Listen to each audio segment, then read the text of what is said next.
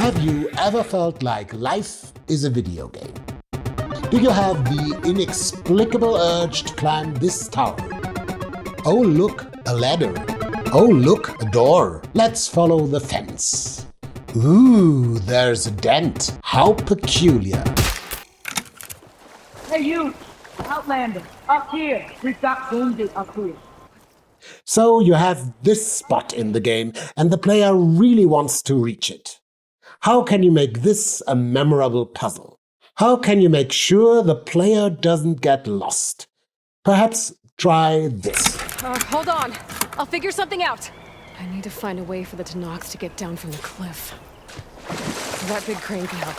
If I can get it into the right position, I could make a bridge for them. That rubble's blocking the base of the crane. Maybe I can clear it if I pull that beam out. I must be stuck on something else. Underwater, maybe. My focus can help me search. Okay, crane's in place. Now, how to lower it to reach the cliff. I should take a look at the bottom of the crane's arm, see if there's a way to move it. So there's something weighing the arm down. I've got to get out of the water to get a better look at it. There. If I pull out that beam, it should remove the counterweight and lower the arm. I'm pulling this from the wrong direction. Don't think I can pull the beam from here. I have to get up higher. Something. I'm gonna climb up and take a look. If I can touch those cables, the arm should drop the rest of the way. Blood of the 10. How'd you manage to do that? Yeah, sure. How did I do it? Perhaps I followed every single step you told me, and you told me every single step. But why? This is so obnoxious. There has to be an error. There has to be a mistake. There has to be a bug in the system. Maybe the dialogue system that triggers Aloy's sentences is buggy, or they couldn't quite get the puzzle to work. Something simply went wrong. I don't know what it was. I'm puzzled, and I think poor game developers, poor level designers. Don't get me wrong, I like Horizon Forbidden West, but that is simply sad.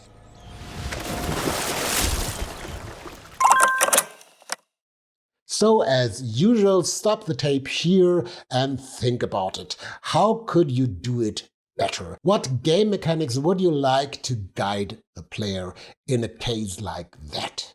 I'll see you in a moment. To solve today's problem, let's look at an example in Elden Ring.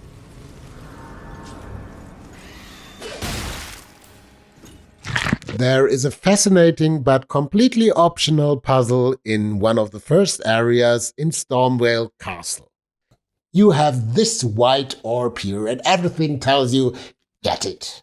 So as a game designer, you should be thinking along these lines. I want to present the puzzle as if it was not a puzzle at all.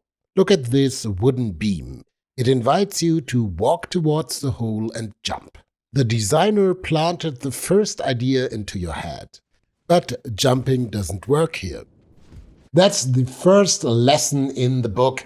Give the player an obvious solution that is plainly wrong. But what does From Software do at this moment? They present you another option. This is a well-lit hole, and your attention is dragged towards it immediately. And that's the trick, because you think, aha, I am clever. I fell for the first trap, but now I figured it out. I have to go through the hole, and on the right there will be the orb. And that's true, but you can't reach it. Again. But now you are in a spot where you can make new plans. Do you see these wooden planks in front of you? These look promising. Or the brittle stones above you. Could this be an entrance? If you look closely, they are a little bit too much on the right. And that's the next step of the puzzle. You are now observing and thinking, how does space, how does architecture work? The next thing you will do is follow the path. But it leads to a dead end and an entrance where you head back into the castle. You've come full circle. You are now much lower than before, but there is another hole in the wall, and it leads outside. Now you can try to reach your orb from below. This ladder looks very promising, but can it be?